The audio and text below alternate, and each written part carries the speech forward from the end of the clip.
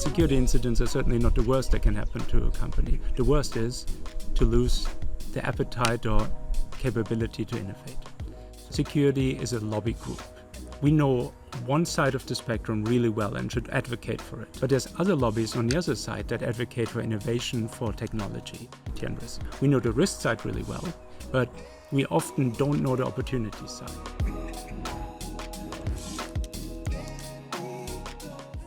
Hi, this is Carsten from Hacking Matters, where each week we discuss the best practices in cybersecurity. Today I want to talk about the role of the security leader, the CISO or CISO for short. CISOs are often torn in different directions by the organizations. They're supposed to make decisions at the same time checking on the decision of others, at the same time building a technology stack, at the same time making sure that the technology stack that others are building does not include any insecure components. It's a total mess, and CISOs are often lost as to how best to approach the job. I've been a CISO myself in a few cases, and I want to relate today the experience that I had there and what worked really well. And that is to be a little bit more hands-off and thereby part of a moderated process. Let's dive into the details. But first of all, let's establish one important fact, and that is security is not the most important part of an organization. So giving security, for instance, veto powers or toll gates often goes against what a company actually wants to achieve. Right? That is, create great products, happy employees and customers, just do good for the world or at least make money. Right? Security is not really interested in any of that. Security is interested in preventing a downside. And that's important too. People do not innovate as well if they do encounter security incidents. But security incidents are certainly not the worst that can happen to a company. The worst is to lose the appetite or capability to innovate. So the security downside is certainly larger than its upside. Its upside is to prevent possible security incidents, save maybe millions of dollars that would otherwise have been lost to hackers, save reputational damage, just generally keep the company out of harm's way from hackers. That's good. That's the upside. But the downside is so much larger, because the downside could mean preventing products from launching, preventing technologies from being adapted, and more generally, killing the future of the company, making sure that somebody else does the innovation first and takes those juicy market shares that you wanted to have. So our upside is important, but our downside is larger. And I personally experienced this when I was the CISO at Jio in India, a very ambitious technology greenfield startup as part of a large conglomerate where they invested some $30 billion, 30 billion with a B, into technology. And as the security chief, I could have maybe tried to make sure that every single one of these technologies that they're launching is up to every single standard. Now, that could have slowed down the journey by months, if not years. We chose not to do this and not rather enter a moderated process. And Jio, up till today, had no major hacking incidents. So the more open approach to innovation didn't lead to security disaster, but rather to much more informed risk decisions that were reached together between myself and all the other technology leaders.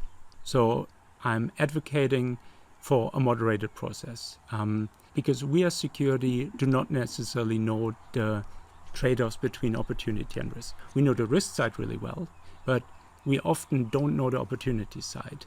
What market potential is embedded in a product, what technology is going to lead to the next growth curve for us, for our market, for our societies. So in a sense, security is a lobby group. We know one side of the spectrum really well and should advocate for it. But there's other lobbies on the other side that advocate for innovation, for technology. And we need to speak to each other and through moderated process, reach informed technology go or no-go decisions. Security is an important voice, but it certainly isn't the only one. The second thing, an active risk commitment. That is, documented decisions to say we took this risk because the opportunity was larger. That is, security's voice was certainly heard because it needs to be part of the documentation. What is the risk?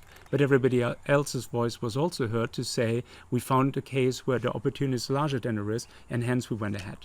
This is usually done in form of risk acceptances, and a risk acceptance states exactly those two things. What are the risks, and why are we accepting them? What is the rationale, opportunity, efficiency, any other business reason behind it to go ahead with a technology or product. The third aspect of this moderated process is regular baselining versus peers. Because let's not forget, most companies do not get hacked most of the time.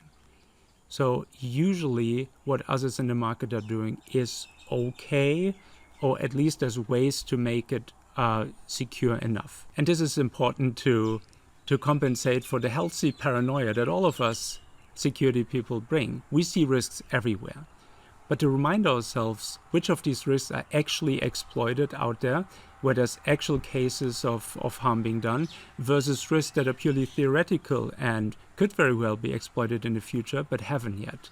Comparing these purely theoretical risks to real opportunity often tilts the trade-off towards the opportunity and allows you to go ahead with a risk decision that if the risk had been manifested in real hacking, you probably wouldn't have gone ahead with. Baselining versus peers is important and is best done with a cyber insurance partner, because cyber insurance does exactly that. They baseline different industries and then compare you to that baseline, saying in certain technology aspects you are worse than your peers, maybe in others you're better than your peers. So if you already have a cyber insurance partner, include them in this moderated risk decision process, at least in the baselining stage, right? So to recap, give up your veto rights and instead become part of this process and have the right to be heard as part of the process. Second, enforce active risk commitments. Make sure every accepted risk gets documented with the reason why it was documented, so it's clear that the opportunity was larger than the risk. And finally, regularly baseline yourself versus peers to remind yourselves which risks are real in the world and which ones can become real in the future, but maybe need less attention today. So these are the three pillars of a moderated risk process, which in my experience greatly increase the profile of the security team. You're being heard in many more places because nobody's fearing the vetoes anymore.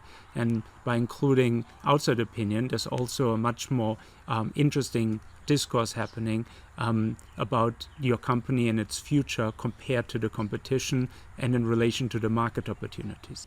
We have a few more videos to help you dive a little bit deeper if this was interesting. We have one on risk acceptances and exactly how to write one and structure one to show that risk versus opportunity trade-off. We have another video diving deeper into cyber insurance, not just for baselining as we discussed in here, but generally what are the reasons why you should get a cyber insurance. And spoiler alert, it's not primarily to cover the financial losses, but to have a partner on your side. And the third video I'd like to recommend is one on building out a security team. Now that we have established the CISO position, the leader position, how should the rest of the security team be structured to be effective in this journey of supporting and at the same time challenging the organization on topics of security risk? Before I let you go today, though, I wanted to point out that my thoughts on the opportunity and risk trade-off have one important exception, and that is when we deal with personal customer information. When customer data gets stolen and misused, it's not mostly the company that suffers, but the individual whose data was stolen. Hence, the opportunity versus risk trade-off does not really work when we talk about risks for other people. Now, in many jurisdictions, we now have privacy laws that close this loop by putting very stiff financial penalties on the disclosure of private information, and then you do have an opportunity versus risk trade-off. Now the risk is much larger through these regulatory penalties. These were my thoughts on the role of the CISO. I hope you found this interesting. If you have any questions or comment, you know where to go, and see you next time. Happy hacking.